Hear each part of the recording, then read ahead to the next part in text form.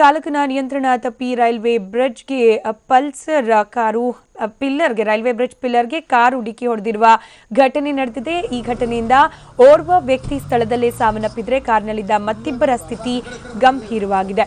ಬೆಂಗಳೂರಿನ ಶಿವಾನಂದ ಸರ್ಕಲ್ ಸಮೀಪ ಈ ಒಂದು ಘಟನೆ ನಡೆದಿದೆ. ಹರಿಶ್ಚಂದ್ರ ಘಾಟ್ ನಿವಾಸಿ ಶ್ರೀನಿವಾಸ್ ಸಾವಿಗೀಡಾದವರು. ಇನ್ನು ಸ್ನೇಹಿತರನ್ನ ಡ್ರಾಪ್ ಮಾಡೋಕೆ ತೆರಳುತ್ತಾ ಇದ್ದ ಸಂದರ್ಭದಲ್ಲಿ ಅಪಘಾತ ಸಂಭವಿಸಿದೆ. ಈ ವೇಳೆ ನಿಯಂತ್ರಣ ತಪ್ಪಿ ರೈಲ್ವೆ ಬ್ರಿಡ್ಜ್ಗೆ ಕಾರು ಡಿಕ್ಕಿ ಹೊಡೆದಿದೆ.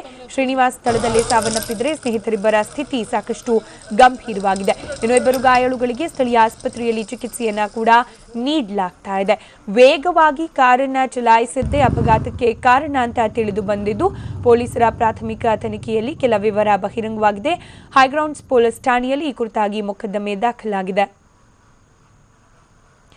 ಭಾವಚಿತ್ರದಲ್ಲಿ ಗಮನಿಸ್ತಾ ಇದ್ರಿ ಏನು ಅಪಘಾತದಲ್ಲಿ ಮೃತಪಟ್ಟಿರುವ ಶ್ರೀನಿವಾಸ್ ಭಾವಚಿತ್ರ, ಮತ್ತೊಂದು ಕಡೆಯಲ್ಲಿ ಅಪಘಾತಕ್ಕೀಡಾಗಿರುವ ಕಾರಿನ ದೃಶ್ಯವನ್ನ ಕೂಡ ಗಮನಿಸಬಹುದಾಗಿದೆ. ಸಾಕಷ್ಟು ವೇಗವಾಗಿ ಕಾರನ್ನ ಚಲಾಯಿಸಿದ್ದೇ ಒಂದು ಅಪಘಾತಕ್ಕೆ ಕಾರಣ ಅನ್ನೋ ಮಾಹಿತಿ ಕೂಡ ತಿಳಿದು ಬಂದಿದೆ.